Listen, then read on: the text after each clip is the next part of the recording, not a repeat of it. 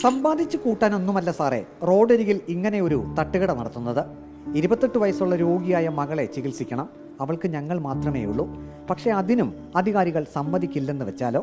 പത്തനംതിട്ട വടശ്ശേരിക്കരയിൽ തട്ടുകട നടത്തുന്ന ചെറുകോൽ വയലത്തല സ്വദേശി ഗോപാലകൃഷ്ണനും ഭാര്യ ഉഷയും പറയുന്നു.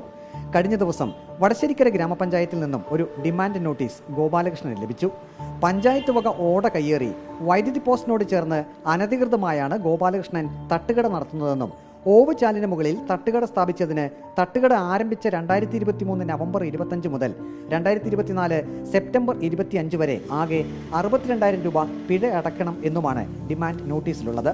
തുടർകുറ്റത്തിന് പിന്നീടുള്ള ഓരോ ദിവസവും 200 രൂപ ക്രമത്തിലും പിഴ അടയ്ക്കണം. വയ്യാത്ത മകൾക്ക് മരുന്ന് വാങ്ങണം. മകളെ സംരക്ഷിക്കണം. അത്ര മാത്രമേ ആഗ്രഹമുള്ളൂവെന്ന് ഉഷ പറഞ്ഞു. ഉപജീവന മാർഗം ഞങ്ങൾ കണ്ടെത്തുക എന്ന് മാത്രമേ ഉള്ളൂ. അല്ലാതെ ഞങ്ങൾക്ക് ഇതിനകത്ത് സമ്പാദിച്ചു കൂട്ടണമെന്നൊന്നുമില്ല. മരുന്ന് വാങ്ങിക്കണം, ഞങ്ങളുടെ കാര്യങ്ങൾ നടന്നുകൂടി പോകണം, ഞങ്ങളുടെ ആ വയ്യാത്ത കൊച്ചിനെ സംരക്ഷിക്കണം. 2018 മഹാപ്രളയത്തിൽ വടശ്ശേരിക്കരയിൽ ഇവർ നടത്തിയിരുന്ന ഹോട്ടൽ പൂർണ്ണമായും നശിച്ചിരുന്നു.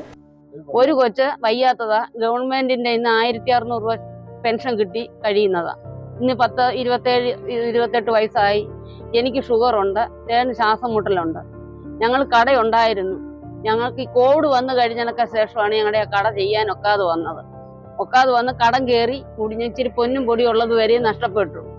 പിന്നെ ബാക്കിയുള്ളത് ഇപ്പൊ കടം മേടിച്ച് ഞങ്ങൾ ഈ കാര്യങ്ങളെല്ലാം ചെയ്യുന്നു. തട്ടുകട നടത്തുന്നതിന് ഫുഡ് സേഫ്റ്റി വിഭാഗത്തിന്റെ സർട്ടിഫിക്കറ്റ് ഗോപാലകൃഷ്ണനുണ്ട്.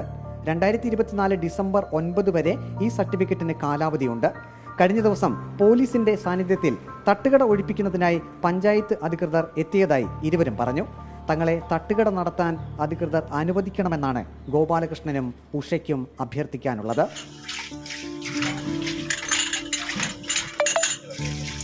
റിപ്പോർട്ടർ പത്തനംതിട്ട.